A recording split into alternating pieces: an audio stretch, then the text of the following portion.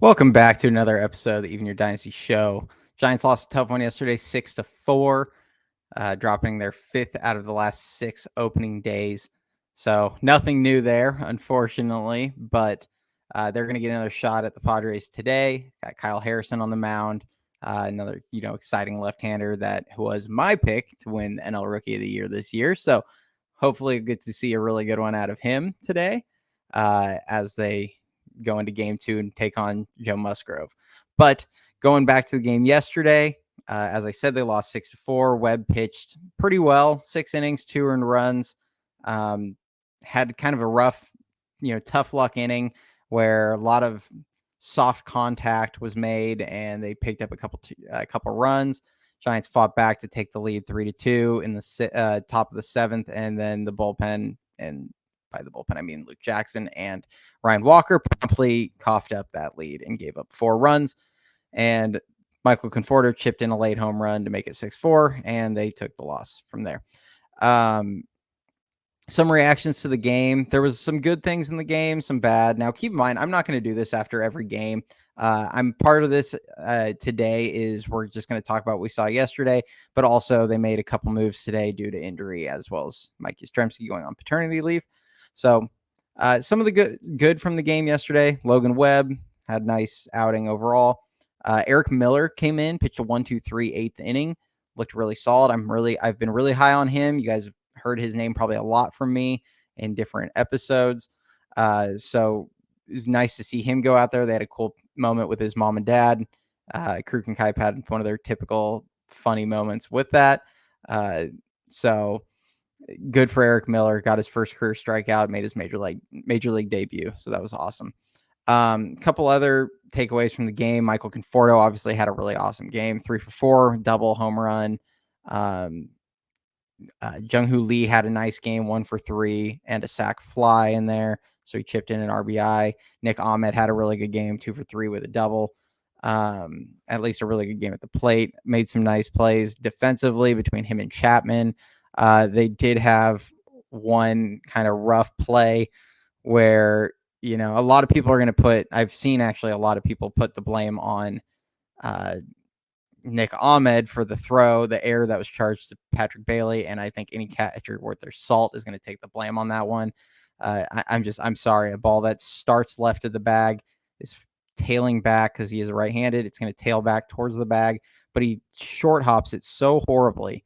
And Nick Ahmed, you can see, is having to stop his momentum, and he is trying to kind of break down to get his body in front of it, and it just unlucky kicked away. I don't think you can blame Nick Ahmed for that. That was just a terrible throw, and really a worse decision to make the throw there in a tie game, in a late innings of a tie game where there's a runner on third. It's just there's not a ton of upside to that throw, in my opinion. And then some of the negatives from the game. Well, Patrick Bailey is kind of the top of that list. Just another rough game overall for him. And I get it. It's now the regular season. It's one game. I'm not trying to overreact to one game, but this is something that's been carrying over from spring. This is something that's carried over from last season. Frankly, Patrick Bailey is playing like he always has played.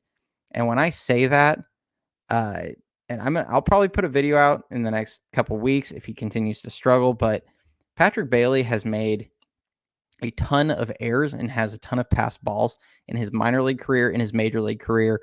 And it's not changing. He plays the position at such an arrogant level, and he's reckless with the ball sometimes and with his decision making. And it's, my analogy for him is he almost plays catcher like Brett Favre plays quarterback. He's going to giveth and taketh away. He's going to make some spectacular plays, but he's going to also make a lot of careless mistakes. And it's tough to see right now.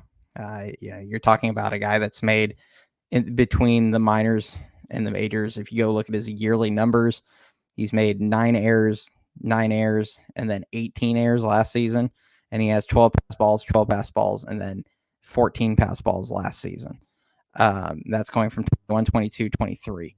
So this isn't anything new. I mean, you look at his career and you look at the amount of innings he's played. The amount of innings kind of equates to about 235 games total. He's averaged an air about every 6.5 games and a pass ball about every 8.3 games.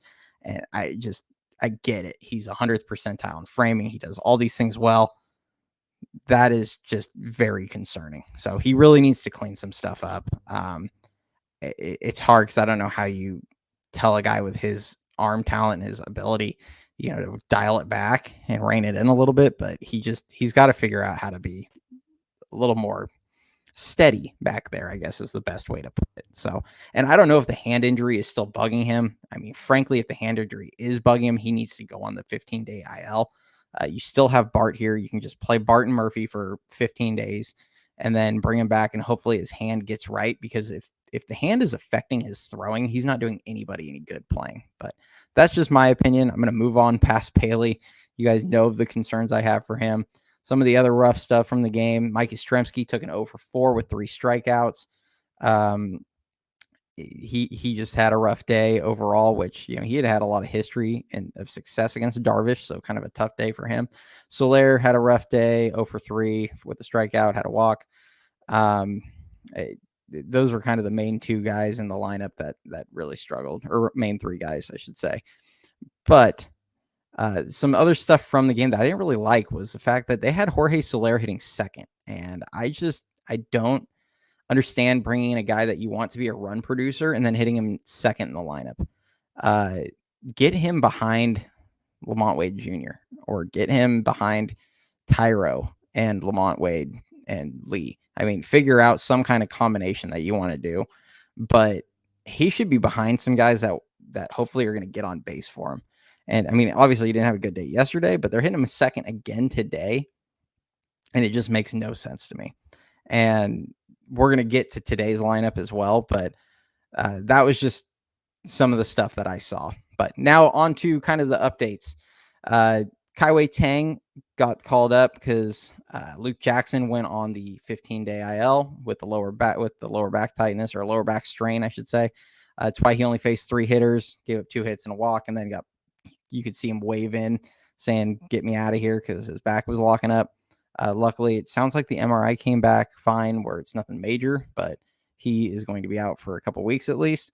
And Kai-Wei Tang got called up, and he'll get to make his debut soon. Kai-Wei Tang was acquired in 2019 in the Sam Dyson trade, for those wondering. And he's been a starter in the minors. He had success in Sacramento. Strikes out a ton of guys. Also, as it seems like all over the Giant system, control issues. It'll be interesting to see how he looks getting to kind of empty the tank more in shorter stints. So exciting there. Mike Yastrzemski is going on paternity leave. Congratulations to him and his wife. That's awesome. As she's being induced, so they're going to have their baby today, it sounds like, or could happen tomorrow with how inductions work. But he'll be on leave for 3 days. Luis Matos got called up for that. Now, and here's the tricky thing. Like, I understand they're calling up Matos for 3 days, but you're now you're calling up Matos, and you're going to go play Lamont Wade Jr. in left field today, and not give Matos a start when you have a righty on the mound. And on the surface level, you can make the case that you can make the case of, well, it's a right-hander, and we want to keep Wade in the lineup, but Flores hit well against righties last year. Well, Wilmer Flores against Joe Musgrove has a career average, or Wilmer Flores against Musgrove in his career is what I meant to say. Is 2 for 24. So we're taking a guy and putting him in against a guy that he just flat out hasn't hit in his entire career. The matchup is not there. So part of me, and I'm not here to play conspiracy theorist, but part of me, it feels like you're bringing Matos up, and you're almost hoping with the weather coming up the next few days that you're calling him up and hoping, oh, we don't really want to play him, and we don't want to have him show up and do really, really well, because then we might have to actually deal with a difficult decision of what to do with Yaz or Slater or any of these guys. So it's disappointing, to say the least, but is what it is. Hopefully he finds his way in the game at some point, and hopefully the weather kind of subsides the next 2 days. It looks ugly and like there might be a couple of rainouts. Hopefully we don't. Kind of stink to get 2 straight rainouts this early in the year, but that's what happens when you start the season in March. So that's really all I have for today. Just kind of wanted to go over some of my thoughts from the game and from the lineup decisions and things like that. We'll kind of see how this goes. Like I said, I'm not going to do this every game. We'll probably put stuff out maybe like at the end of every series and kind of go over the whole series as a whole. I'm also going to put out the minor league updates on Monday. Keep in mind that it's going to be kind of a short one this week because it's only the River Cats playing.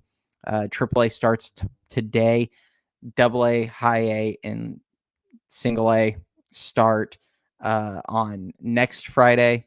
And then you have the Arizona Complex League that starts in May and runs through, I think, July.